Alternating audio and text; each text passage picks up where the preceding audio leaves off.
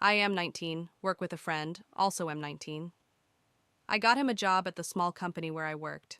When I first recommended him to my boss, it was because I thought it would be a temporary position over the Christmas rush. It was not. My main problem comes from the fact that he doesn't have a driver's license. I was okay with the idea of driving him to and from work for a couple of months, even though he has a habit of always being a couple of minutes late. This isn't a huge deal at our company because we get paid hourly for a job that doesn't have a set time frame. Lately, though, he's been consistently at least 10 minutes late. While it's not a big deal for my boss, I hate sitting in my car in front of his house for that long. I like to get work over with as soon as possible, and while those 10 minutes aren't going to change my life, I'd rather get 10 extra minutes at home than sitting in a car. Today, I made up my mind that I wasn't going to ignore his tardiness.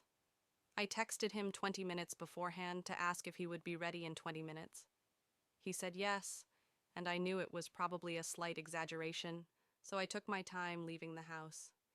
He got a good extra 5 to 10 minutes. Then, when I got to his house, I texted him to tell him I was there. No reply. 10 minutes later, he finally appears. Usually, he starts telling me about his day, and I kind of get over my anger, but this time I stuck to what I told myself and let him know that I didn't want to drive him anymore.